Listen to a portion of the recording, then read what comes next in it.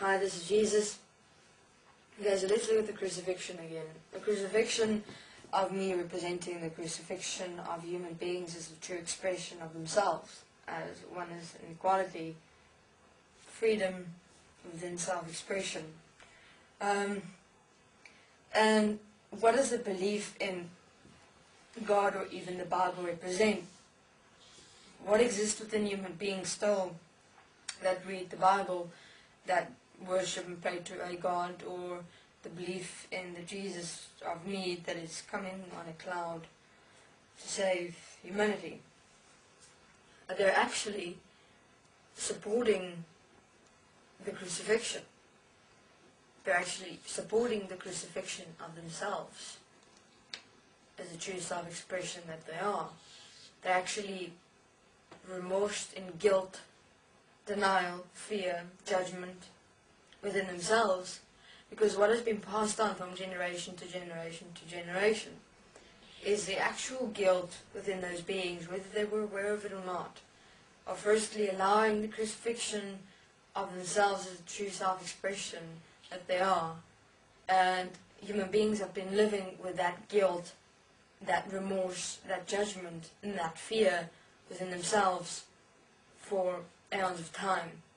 That's where the concept of God comes in, because human beings at that moment experience such extensive guilt, remorse, fear, judgment, that a concept of a God was formed because they could not find a way to forgive themselves for what they've allowed.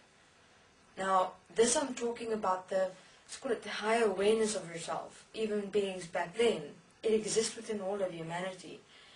Human beings are so aware of themselves, and have always been. It is extensive. And you'll realize it the more you become aware of yourself, or even allow yourself. And they realized even at the time, so what sins of the fathers have been passed on from generation to generation to generation? Sins of the fathers of the guilt of that moment, the remorse, the fear, the judgment of self for allowing that to manifest. And that's why human beings hide behind the concept of God, because of fear of what was done way back then. So rather hide behind a worshipping entity separate from self than actually having to face that guilt, that shame, that anger, that remorse and that sorrow for what was allowed way back then, for the crucifixion of oneself self-expression. And human beings are aware of that. I mean, how many human beings still pray, yet continues to feel that emptiness, that hollowness, that unfulfillment, going to church more fervently, praying more fervently, doing everything more extensively, to try and fulfill that emptiness, that hollowness, that nothingness within them. It doesn't seem to be able to be fulfilled by anything, not even going to church, or praying, or reading a holy book, or worshipping an entity separate from self. I mean, what is required to step forth in this world is self-honesty. And that's the one point human beings fear within themselves. Self-honesty, that one singular point. And what did I realize also when I was crucified on the cross, in terms of, I had to realize that I'm not able to judge any of these beings. That they did not understand what they were doing, and did not realize what they were actually doing in that moment. And that I was merely a representation of who human beings really are. And so there would have been many in this world that still came, let's say, disguised as myself, not really me, but human beings standing up for who the rest of the world really is. But what happened? They got crucified, just in different ways, which is murdered, assassinated, removed from the world by the white light. They were always here.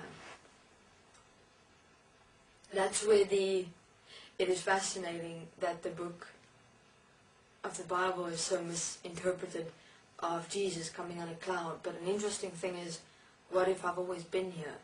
What if I've always come? But every time humanity has crucified that expression of me just in different ways. What would that mean? That would mean beings that have come to earth, that have been here, that have actually stood up, that have actually represented truth, that have actually represented the statement of who humanity really is. But they were every time crucified, literally. Go back in history, have a look. There were beings that actually had the ability to make a difference. They stood up, they spoke, they were murdered or assassinated. Immediately. Who does that? Not just the beings who were involved, no. All of humanity collectively. My crucifixion, same situation. Who made that choice? All of the beings, basically the world in that moment, all stood together. Through fear. Not realizing, everyone waiting for Jesus to come in a cloud. Please. Completely misinterpreted. There were beings who've come as me. That was what it actually meant. Crucified every time. And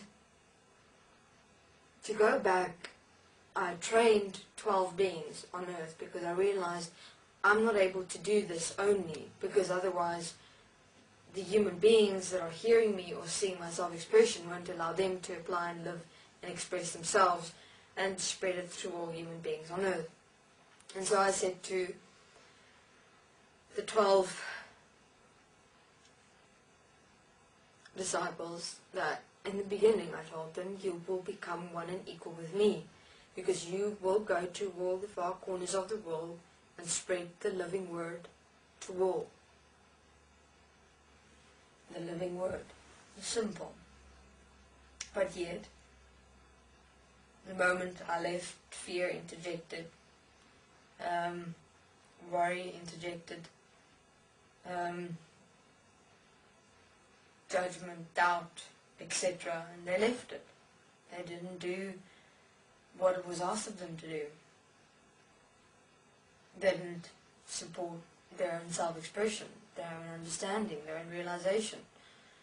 And I told them that I would return. I would return to come and check up on their application, their expression, the manifestation of themselves, of the world. I didn't say how, when, where, or nothing. I just said, I will return.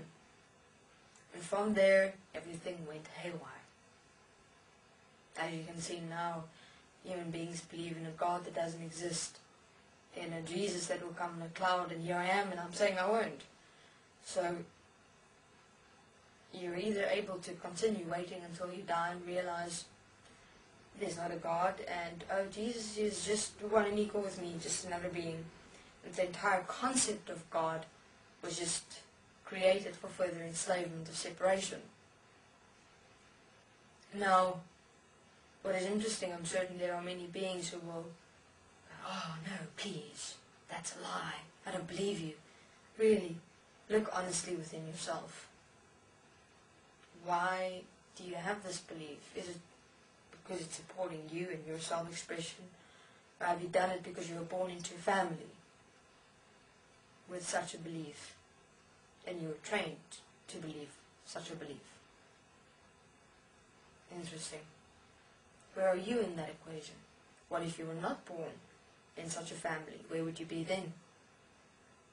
Thank you very much. This is Jesus.